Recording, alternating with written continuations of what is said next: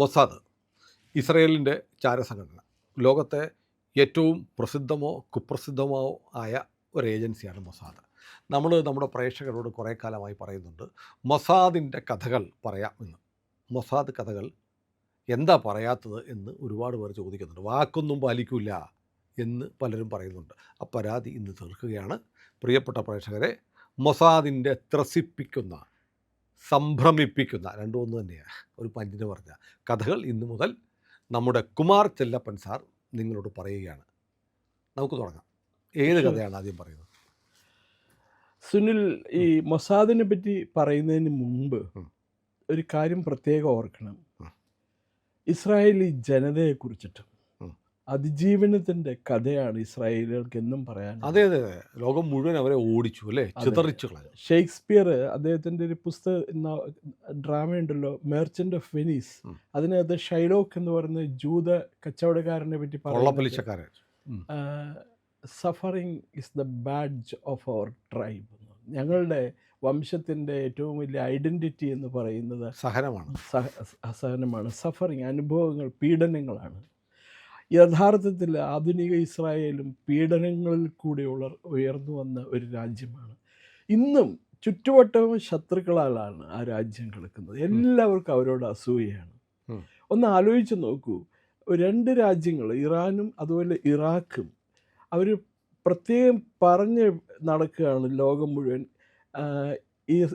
ഈ ഇസ്രായേലിനെ ഞങ്ങൾ ഭൂലോകത്ത് നിന്നും തുടച്ചു നിൽക്കും. അപ്പം അങ്ങനെയുള്ള ഒരു രാജ്യത്തിന് സർവൈവ് ചെയ്യണം എന്നുണ്ടെങ്കിൽ അവരെ അതിബുദ്ധിമാന്മാരായിരിക്കണം, എല്ലാ പ്രതിസന്ധികളെയും തരണം ചെയ്യാൻ കഴിവുള്ളവരായിരിക്കണം. അതിന് ഇസ്രായേൽ രാജ്യം രൂപീകരിച്ചതിന് ശേഷം ഇസ്രായേലിന് വേണ്ടി വന്ന ഒരു സംഘടനയാണ് മൊസാദ് എന്ന് പറയുന്ന സംഘടന. അവരുടെ ആദ്യത്തെ പ്രധാനമന്ത്രിയായിരുന്ന ഡേവിഡ് ബെൻഗൂറിയൻ. അദ്ദേഹത്തിനെ കുറിച്ച് ഒരു കഥ തന്നെ പറയാനുണ്ട്. ഡേവിഡ് ബെൻഗൂറിയൻ ഒരു ഇതിഹാസ പുരുഷനാണ്. ഡേവിഡ് ബെൻഗൂറിയൻ, ഇന്ത്യയോട് അദ്ദേഹത്തിനുള്ള സ്നേഹം ഞാൻ ഒരിക്കൽ സുനിലിൻ്റെ അടുത്ത് പറഞ്ഞിട്ടുണ്ടെന്ന് തോന്നുന്നു. ഇസ്രായേൽ രാജ്യം രൂപീകരിച്ച ഉടനെ തന്നെ ഐക്യരാഷ്ട്രസഭയുടെ ഒരു ഡെലിഗേഷൻ ഇസ്രായേൽ സന്ദർശിച്ചു. അതിൽ ഇന്ത്യയിൽ നിന്ന് ഒരു പ്രതിനിധി ഉണ്ടായിരുന്നു, സത്യമൂർത്തി എന്ന് പറഞ്ഞിട്ട്, പഴയ കോൺഗ്രസ് നേതാവ്. മരിച്ചുപോയി, 70കളിലൊക്കെ അദ്ദേഹം മരിച്ചു എന്ന് തോന്നുന്നു. അപ്പോൾ 10-12 പേരുള്ള ഈ ഡെലിഗേഷനിൽ സത്യമൂർത്തി ഉണ്ടായിരുന്നു. അപ്പോൾ ഓരോരുത്തരെയും ഡേവിഡ് ബെൻഗൂറിയനെ പരിചയപ്പെടുത്തി കൊടുക്കുകയാണ് ആ മിഷൻ്റെ ഹെഡ്. അപ്പോൾ ഹീ ഈസ് ഫ്രം ഇന്ത്യ എന്ന് പറഞ്ഞ വഴി Ben Gurion no more introduction, he is my brother, he is my blood എന്ന് പറഞ്ഞിട്ട് അദ്ദേഹം സത്യമൂർത്തിനെ കെട്ടിപ്പിടിച്ചിട്ട് പറഞ്ഞു, ലോകം മുഴുവൻ ഞങ്ങളെ ആട്ടിപ്പായിച്ചപ്പോൾ ഞങ്ങളെ എന്താ പറയുക, ചുവപ്പ് പരവതാനി വിരിച്ച് സ്വീകരിച്ച ഒരേ ഒരു രാജ്യമേ ഉള്ളൂ, അത് ഇന്ത്യയാണ്. ഇസ്രായേലിന് എന്നും ഇന്ത്യയോട്, നമ്മളവരോട് ഈ 2014 മുമ്പ് നമ്മൾ അവരോട് ചെയ്തിട്ടുള്ള കാര്യങ്ങളൊന്നും അവർ ബോദർ ചെയ്യണില്ല. അവർക്ക് ഇന്ത്യ എന്ന് പറയുന്ന a home, this is their second home, fatherland എന്നാണ് അവർ വിശേഷിപ്പിച്ചത്. ഇസ്രായേൽ അവരുടെ മദർലാൻഡും ഇന്ത്യ അവരുടെ ഫാദർലാൻഡും ആണെന്നാണ് അവരുടെ പ്രധാനമന്ത്രി ബെഞ്ചമിൻ നെതന്യാഹു കഴിഞ്ഞ തവണ നരേന്ദ്രമോദി അവിടെ പോയപ്പോൾ പറഞ്ഞത്. അതെ, അതിൻ്റെ പേരിൽ ഇവിടെ നരേന്ദ്രമോദി ട്രോളുന്നു. അതെ അതെ അതെ. അപ്പം അതാണ്. അതേപോലെ തന്നെ ഈ മൊസാദിനെ ഏറ്റവും കൂടുതൽ വെറുക്കുന്ന ഒരു വംശം, ഒരു ജനത ഇന്ത്യയിലുണ്ട്, ഒരു പ്രത്യേക ജനവിഭാഗം. അവരെ സുഖിപ്പിക്കാൻ വേണ്ടിയിട്ട് രാഷ്ട്രീയ പാർട്ടികൾ മുഴുവൻ അവർ പറയണത് മുഴുവൻ ശരിയാണെന്ന് പറഞ്ഞുകൊണ്ട് നടക്കും. ഹമസ്, ഹസ്ബുള്ള, ഇവരൊക്കെ സ്വാതന്ത്ര്യ സമര സേനാനികളായിട്ടാണ്, സ്വാതന്ത്ര്യ സമര പോരാളികളായിട്ടാണ് വിശേഷിപ്പിക്കുന്നത്. ഇത് 1949 ഈ മൊസാദ് രൂപീകൃതമായത്. കാരണം ഇസ്രായേലിൻ്റെ നിലനിൽപ്പിന് അവർക്കൊരു സുരക്ഷാ ഏജൻസിയുടെ ആവശ്യമുണ്ട്. ഇൻ്റലിജൻസ് ഗ്യാതറിങ് ആൻഡ് ഇൻ്റലിജൻസ് ഡിസെമിനേഷൻ അവർക്ക് വേണ്ടത് തന്നെയായിരുന്നു. അതുകൊണ്ടാണ് അവർ ഈ മൊസാദ് എന്ന് പറയുമ്പോൾ അതിൻ്റെ അർത്ഥം തന്നെ institute four intelligence and special operations എന്നതാണ് അതിൻ്റെ പേര് ഹെബ്രു ഭാഷയിൽ. അത് മറ്റ് രണ്ട് സുരക്ഷാ ഏജൻസികൾ, അമൻ പറഞ്ഞാൽ ഇസ്രായേലിലെ മിലിറ്ററി ഇൻ്റലിജൻസ് ആണ്. അതേപോലെ തന്നെ ഷിൻബെറ്റ് എന്ന് പറയും, ഇന്റേണൽ സെക്യൂരിറ്റി. ഷിൻബെറ്റ് ഇസ്രായേലിലെ ഇന്റേണൽ സെക്യൂരിറ്റി. ഇത് രണ്ടും കൂടി കോർഡിനേറ്റ് ചെയ്യാനും മറ്റ് ഇസ്രായേലിൻ്റെ ആഭ്യന്തര സുരക്ഷിതത്വത്തിന് പുറമെ പുറത്തുള്ള സുരക്ഷിതത്വം സേഫ് ഗാർഡ് ചെയ്യാനും വേണ്ടിയിട്ടാണ് മൊസാദ് രൂപീകരിച്ചത്. അവരുടെ ഏറ്റവും വലിയ പ്രത്യേകത മൊസാദിൻ്റെ ചീഫ് റിപ്പോർട്ട് ചെയ്യുന്നത് പ്രധാനമന്ത്രിക്കാണ്. അപ്പോൾ ഇപ്പോഴത്തെ ചീഫായിട്ടുള്ള റമോൺ ഗോഫ്മാനാണ് തോന്നുന്നു, 49 വയസ്സോ 48 വയസ്സോ ഒക്കെ ആയിട്ടുള്ളൂ. അദ്ദേഹം റിപ്പോർട്ട് ചെയ്യുന്നത് ബെഞ്ചമിൻ നെതന്യാഹുവിനെയാണ്, നമ്മളുടെ നാഷണൽ സെക്യൂരിറ്റി അഡ്വൈസർ. ഇന്ത്യൻ പ്രധാനമന്ത്രിക്കല്ലേ റിപ്പോർട്ട് ചെയ്യുന്നത്, അതേപോലെ അജിത് ഡോവൽ പോലെ ഈ മൊസാദിൻ്റെ ചീഫ് റിപ്പോർട്ട് ചെയ്യുന്ന പ്രധാനമന്ത്രിക്കാണ്. മറ്റാർക്കും അദ്ദേഹത്തിനോടൊന്നും ചോദിക്കാനുള്ള അധികാരമില്ല. ഇത് 1949 രൂപീകൃതമായി. പിന്നെ അനുഭവങ്ങളിൽ നിന്നും എല്ലാം പാഠം പഠിച്ച് അങ്ങനെ വന്ന് ഇന്ന് ലോകത്തിലെ ഏറ്റവും ദ മോസ്റ്റ് ഡിപ്പെൻഡ്, സുനിൽ പറഞ്ഞില്ലേ, കുപ്രസിദ്ധമായിട്ടുള്ള അതെ എന്നെ സംബന്ധിച്ച് എനിക്ക് സുപ്രസിദ്ധമാണ്. ഐ ഡു ഫീൽ മൊസാദിന്റെ അടാറ് ഫാനാണ്, ഇസ്രായേലിന്റെയും. അപ്പോൾ അങ്ങനെയുള്ള ഒരു സംഘടന, അത് പ്രൊഫഷണലിസം എന്ന് പറഞ്ഞാൽ അവരുടെ കയ്യിൽ ഏൽപ്പിച്ചു കൊടുത്തു കഴിഞ്ഞാൽ അവർ ചെയ്യാത്ത കാര്യങ്ങളൊന്നുമില്ല. അതായത് ഇപ്പോൾ ഏറ്റവും വലിയൊരു ഉദാഹരണമുള്ള ഞാൻ പറഞ്ഞുതരാം സുനിലിന്. സ്റ്റാലിൻ മരിച്ച് ക്രൂഷ്ചേവ് അധികാരത്തിൽ വരുന്നു സോവിയറ്റ് യൂണിയനിൽ. അപ്പോൾ സോവിയറ്റ് യൂണിയൻ്റെ കമ്മ്യൂണിസ്റ്റ് പാർട്ടിയുടെ മീറ്റിംഗ് നടക്കുക അടച്ചിട്ട ഹോളിനകത്ത്. അപ്പോൾ അവിടെ ഈ ക്രൂഷ്ചേവ് പ്രസംഗിക്കും. ക്രൂഷ്ചേവിൻ്റെ പ്രസംഗം ഫുള്ളായിട്ട് അമേരിക്കൻ പ്രസിഡൻറ്റിന് വേണം. എന്താ ചെയ്യുക, അന്നവിടെ സോവിയറ്റ് യൂണിയൻ അയൺ കർട്ടനാണ് അന്ന് പറയുന്നത്, ഉരുക്കുമറ. അപ്പോൾ അത് വിട്ടിട്ട് വാർത്ത പുറത്തേക്ക് വരണം എന്നുണ്ടെങ്കിൽ മാസങ്ങളോളം എടുക്കും. ഇവർക്കിത് 24 മണിക്കൂറിനെ കിട്ടുകയും വേണം. അപ്പോൾ സെൻട്രൽ ഇൻ്റലിജൻസ് ഏജൻസി സമീപിച്ചത് മൊസാദിനെയാണ്. അപ്പോൾ ഒരു കണ്ടീഷനിൽ മൊസാദ് ഈ അയാളുടെ പ്രസംഗത്തിൻ്റെ ട്രാൻസ്ക്രിപ്റ്റ് കൊടുക്കാമെന്ന് പറഞ്ഞു ക്രൂഷ്ചേവിൻ്റെ. എന്താണെന്ന് വെച്ചാൽ ഇത് ശരിയാക്കി തന്നത് മൊസാദാണെന്ന് ഒരു കാലത്തും ആരും അറിയരുത്.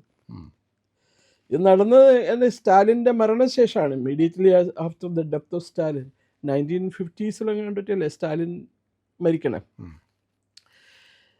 1 മണിക്കൂറിന് ക്രൂഷ്ചേവിൻ്റെ പ്രസംഗം കഴിഞ്ഞ് 1 മണിക്കൂർ പോലും എടുത്തില്ല. ഒരു ഫുൾ ട്രാൻസ്ക്രിപ്റ്റ് അവർ അമേരിക്കൻ പ്രസിഡൻറ്റിന് കിട്ടി. അത് 40-50 വർഷമൊക്കെ കഴിഞ്ഞിട്ടാണ് ഈ അമേരിക്കൻ സീക്രട്ട് സർവീസ് അത് പുറത്തു വിട്ടത്. അവരുടെ സോഴ്സ് മൊസാദാണ് തന്നതെന്നുള്ള അവർ പുറത്തു വിട്ടത്. അതിൻ്റെ സീക്രസിയുടെ ആ പീരീഡ് കഴിഞ്ഞല്ലോ അതുകൊണ്ട്. അപ്പം അതാണ് മൊസാദ്. അപ്പം ഇവരുടെ ഏറ്റവും വലിയൊരു ഒരു കാലത്ത് ഈ എന്താ പറയുക ഇതിഹാസമായിട്ട് ഇതാക്കിയത് ജർമ്മനിയിൽ ഹോളോകോസ്റ്റ് നടന്നിരുന്നല്ലോ. ജർമ്മനിയുടെ കൂട്ടക്കൊലപാതക ജൂതന്മാർ. അപ്പം അതിൽ പ്രതികളായിട്ടുള്ള പലരെയും ന്യൂറംബർഗ് ട്രയലിൽ ശിക്ഷിക്കുകയുണ്ടായി. പക്ഷെ അതിൽ ആ ശിക്ഷിക്കപ്പെട്ട പ്രതികളിൽ പലരും അബ്സ്കോണ്ടിങ് ആയി, ഒളിവിപ്പോയി. അങ്ങനെ ഒളിവിൽ പോയ ഒരു വ്യക്തിയാണ് ഈ അഡോൾഫ് ഐക്മാൻ എന്ന് പറഞ്ഞൊരു വ്യക്തി. അഡോൾഫ് ഐക്മാൻ നാസി ഇതിലെ പൊളിറ്റിക്കൽ പാർട്ടിയുടെ ഹിറ്റ്ലറിന് തൊട്ട് താഴെയുള്ള ആളായിരുന്നു. യുദ്ധമെല്ലാം കഴിഞ്ഞപ്പോഴത്തേക്ക് അയാൾ ജർമ്മനിയിൽ നിന്ന് മുങ്ങി പല രാജ്യങ്ങളിലും പല പേരുകളിലും യാത്ര ചെയ്ത് അവസാനം അയാൾ അർജൻറ്റീനയിലെത്തി. ബ്യൂണസ് അയേഴ്സിനടുത്ത് എവിടെ ഒരു പ്രാന്തപ്രദേശത്ത് എവിടെ ആരും അറിയാത്ത പേര് ഇതൊക്കെ മേക്കപ്പ് മാറ്റി കഴിഞ്ഞു വരികയാണ്. അപ്പം ഇയാളെ ഇസ്രായേൽ ഗവൺമെൻറ്റിന് വേണം. ഇയാൾ യുദ്ധ കുറ്റവാളിയാണ്. കാരണം ഇയാൾ കണ്ടമാനം പേരെ കോൺസെൻട്രേഷൻ ഗ്യാസ് ചേമ്പറിലേക്കൊക്കെ അയച്ചിരുന്ന ആൾ. അറിയാം ഇയാളെ എങ്ങനെയെങ്കിലും പിടിക്കണം. ഇവര് അന്വേഷിച്ച് നടന്ന് ഇയാൾ ഇന്ന സ്ഥലത്തുണ്ടെന്ന് അറിഞ്ഞു. ഫോട്ടോ പോലും ഇല്ല, ഫോട്ടോ പേരും മാറ്റി എവിടെ പോയിന്ന് അറിയില്ല. അവസാനം അവർ കണ്ടെത്തി ഈ ഐക്മാൻ എവിടെയാണ് താമസിക്കുന്നത്. ഐക്മാനെയും കണ്ടെത്തി. ഐക്മാനെ കണ്ടെത്താൻ കാരണം ഐക്മാൻ്റെ ബ്രദറോ ഒറ്റ ഐക്മാനെ കാണാനായിട്ട് ആ വീട്ടിൽ വന്നു. അയാളെ ഇവര് എന്താ പറയണ പൊക്കിയിട്ട്, അതായത് വർഷങ്ങളോളം നിരീക്ഷിച്ചുകൊണ്ടിരിക്കുകയാണ്. അതായത് സംഭവത്തിന് കഴിഞ്ഞിട്ട് പതിറ്റാണ്ടുകൾ കഴിഞ്ഞിട്ടാണ് പിടിക്കുന്നത് അല്ലേ. 1960 അയാളെ അറസ്റ്റ് ചെയ്യണം. 1960 അറസ്റ്റ് ചെയ്തു. ട്രയൽ കഴിഞ്ഞ് തൂക്കിക്കൊല്ലാൻ വിധിച്ചു. 1962 തൂക്കി കൊന്നു അയാളെ. ഇയാൾക്ക് തൂക്കിക്കൊല്ലുമ്പോൾ അയക്കങ്ങളുടെ 56 വയസ്സ് പ്രായം ഉണ്ടായിരുന്നു ഐക്മാനും. ഇയാളെ പിടിച്ചു കഴിഞ്ഞിട്ട് ചെവി അറിയാതെ, അർജന്റീനിയൻ ഗവൺമെന്റ് പോലും അറിയാതെ അയാളെ നേരെ അവർ ഇസ്രായേലിലേക്ക് കൊണ്ടുവന്നു. അർജന്റീനയിൽ പൊക്കിക്കൊണ്ടുപോയി. അവിടെ കൊണ്ടുവന്ന് വിചാരണ ചെയ്ത് അയാളെ വധശിക്ഷയ്ക്ക് വിധിച്ചു. He was hanged. അങ്ങനെയുള്ള ഒരു പിടിച്ചു കൊടുത്തത് മൊസാദാണ്. പിന്നെ അപ്പോൾ എത്ര വർഷം കഴിഞ്ഞായിരിക്കും ഇയാളെ പിടിച്ചിരിക്കുന്നത്? 1944-45 ഇത് സെക്കൻഡ് വേൾഡ് വാർ തീർന്ന ഹോളോകോസ്റ്റ് കഴിഞ്ഞ് അതിൻ്റെയൊക്കെ എഫക്ട്. അപ്പോൾ 20 വർഷത്തോളം കഴിഞ്ഞിട്ടാണ്. അതെ അതെ അതെ. അപ്പോൾ 20 വർഷക്കാലം 20 വർഷത്തിനിടയ്ക്ക് ഇയാളുടെ സഹോദരൻ അർജൻറ്റീനയ്ക്ക് പോകുന്നത് കൃത്യമായിട്ട് നോക്കും. കഴിഞ്ഞ 20 വർഷക്കാലമായി ഇയാളുടെ കുടുംബത്തിലുള്ള മുഴുവൻ പേരെ നോക്കിക്കൊണ്ടിരിക്കുകയായിരുന്നു. അതെ അതെ അതെ.